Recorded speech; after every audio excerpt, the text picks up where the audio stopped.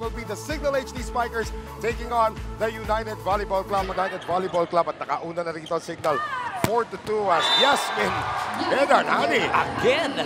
Rachel, napuntahan na. AC Masangkay. Artemeva! With a power hit. Ano ito pinagsasabi natin? Quick play! Papunta rito kay Mumay Vivas.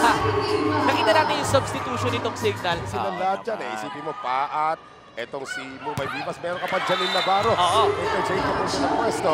However, etong si Sudan na Joel. Kita niyo po, patangkad yung dalawang high ball hitter. Wow! Kalembao! Rachel, naapangan. Uulit ang Signal. Backset ngayon, Artemeva! Nahanap na naman niya sa cross-court ang butas. Janela. Masangkay. Rachel! Blanc ang inabot dito. Kay Yasmin Medarhani. For 2 set points ang lamang dito ng Signal. Janela overcooks it. And it gets in! Jack Janela!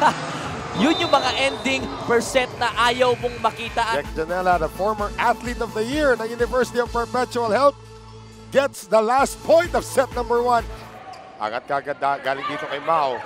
Sudan time. There is Artemeva. Yep. Oh, abang naman itong si Artemeva. Kabila, Wilson. Yes! Masangkay on the serve. Mao, nakapuelo, lusot. Again.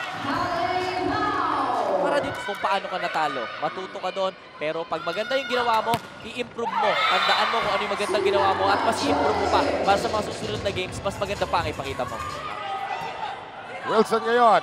Masangkay, feeding back at back na abangan. Good timing para dito kay Sultan. Isa pang ikot para sa Signal, double attack. Abang na abang si Kalembao. Well, actually, kala ko ibibigay dun sa patok. Another sharp one from Tejada. Ligpit ang ginawa ito ni Shannon Pelic. At sinara na ng UBC ang ating second set. Focus ka lang. Yes. Alohi. Oh, Artemeva na may miesta na dyan sa opposite hitter spot. I think itong UBC nagka... Alohi this time sets it up. Chue William. Kung makikita natin, pag pumapalo si Sudanta, hindi siya sobrang explosive mag-approach. Tony Masangkay. Combination play. Oh! Nag-end sa isang drop ball na pinakawalan. Ito si Kalembao. Wow. Galit si Janela. Oh, Erica naman. Erica Wilson. Ayan na, umiinit na yung Wilson, ha? Ang taas niya tumalon. Medarhani. Janela is there. Back set Artemeva. Again. That is easy dig. Wilson through the blockers. At lamang na. Lumiko ang serve ni Marge. Naabutan pa rin ni Rachel. Paat. And Paat where the off-speed attack fooling Kalembao. Apat na kalamangan ng Signal HD Spikers. Sabi ni Wilson, gawin natin mahirap. Gawin natin mahirap ang inyong paghahabol. Masangkay. Artemeva. Good ball.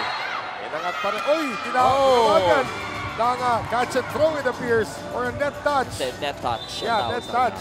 The HD Spikers now take a 2-1 lead. Sutanta almost had it. Rachel keeping it alive. Sutanta. Oh! And a late arrival by Erica Wilson coming to life in the national team. Let's see if she actually stays there. Erica Wilson! Kinandan mo pintuan! Wilson keeps it alive. Alohi! Ganun lang kasimple. Alam mo, coach nila sa, assistant coach nila Sala. Wilson again. Good receive. Oh, galing kay Bang. Ay, nako. Ang sinasabi. Galing yung blockers. Ito lang kailangan nakabuli dito. Wilson on the combination. Grabe, ang ganda ng benta ng unang talon. Tapos biglang play. Angustia set back that time by Wilson. Yassi! Yun yung kanina ko pang hinihintay kay Yassi. Alohi. Sutanta is blocked. Mylene Pad is there. Alohi. Sutanta. Inangat. Dakis. And that's it. The Signal HD Spikers move on to the semifinals.